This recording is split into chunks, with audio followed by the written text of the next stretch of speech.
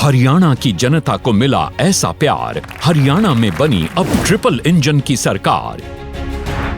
यशस्वी प्रधानमंत्री श्री नरेंद्र मोदी के मार्गदर्शन और कर्मठ मुख्यमंत्री श्री नायब सिंह सैनी के प्रभावी नेतृत्व में हरियाणा निरंतर विकास की राह पर तेजी से आगे बढ़ रहा है। और इसी का परिणाम है कि हरियाणा नगर निकाय चुनाव में भी इतिहास रचते हुए 10 में से 9 महापौर सीटों पर वर्तमान सरकार ने विजय हासिल की। नगर निकाय चुनाव परिणाम हरियाणा सरकार की नीतियों और योजनाओं की कामयाबी की कहानी कहते हैं। हरियाणा सरकार ने पिछले 1 दशक में हरियाणा शहरी स्थानीय निकाय की दिशा और दशा बदल दी है। छठे वित्त आयोग की सिफारिशों के अंतर्गत पालिकाओं का विकास कार्यों का बजट लगभग 1690 करोड़ रुपए से बढ़कर लगभग 3114 करोड़ रुपए हो गया है। ये आंकड़े गवाह हैं कि नायब सिंह सरकार शहरी स्थानीय निकायों के लिए कितनी समर्पित है। हरियाणा में कुल 87 शहरी स्थानीय निकाय हैं, जिनमें 11 नगर निगम, 23 नगर परिषदें और 53 नगर पालिकाएं हैं। इन निकायों को सशक्त और समृद्ध बनाने के लिए भी अनेक प्रयास किए गए हैं। ऐसा इसलिए संभव हो सका है क्योंकि योग्य मतदाताओं द्वारा सीधा चुनाव करवाने का प्रावधान किया गया। संबंधित नगर निगमों को अपने क्षेत्र में एमसी फंड से 10 करोड़ रुपए तक और नगर परिषदों या नगर पालिकाओं को 2.5 करोड़ रुपए तक के विकास कार्य करवाने की शक्तियां प्रदान की गई हैं।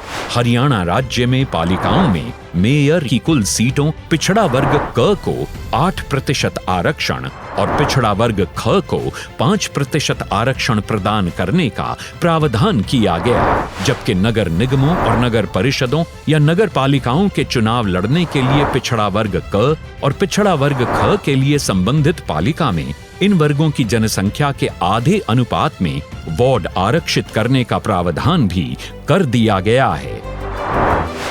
नागरिक कल्याण के लिए नगर निकायों में समाधान शिविर शुरू किया गया, जिनमें 10,000 में से लगभग 7,500 से अधिक शिकायतों का समाधान हो चुका है। शहरी स्थानीय निकाय का बजट वर्ष 2024-25 के लगभग 4,092 करोड़ रुपए को 38.5% बढ़ाकर वर्ष 2025-26 में लगभग 5,666 करोड़ रुपए कर दिया गया है। पिछले 2 वर्षों में 821 अवैध कॉलोनियों को नियमित किया जा चुका है। इन कॉलोनियों में लगभग 688 करोड़ रुपए के विकास कार्यों के अनुमान तैयार किए जा चुके हैं तथा इनमें से लगभग 593 करोड़ रुपए के विकास कार्य करवाने की प्रशासनिक स्वीकृति भी प्रदान की जा चुकी है।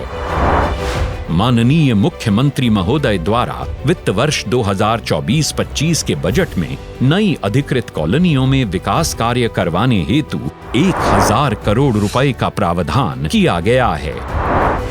प्रधानमंत्री street vendors Atmanirbhar Nidhi PM Svanidhi के अंतर्गत 1,73,226 आवेदन प्रथम चरण बैंकों द्वारा स्वीकृत किए जा चुके हैं और 1,67,768 स्ट्रीट वेंडर्स प्रथम चरण को ऋण प्रदान किया गया है।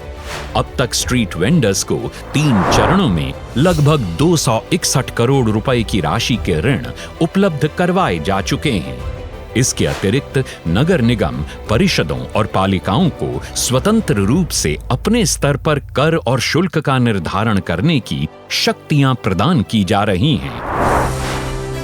सभी शहरों में जल निकासी इंफ्रास्ट्रक्चर को बढ़ाने के लिए 100 करोड़ रुपए का शहरी जल निकासी कोष भी बनाया गया है। सभी बड़े शहरों के जो पुराने इलाके अव्यवस्थित तौर से बसे हुए हैं, बजट में उन्हें दोबारा विकसित करने का रास्ता साफ किया गया है।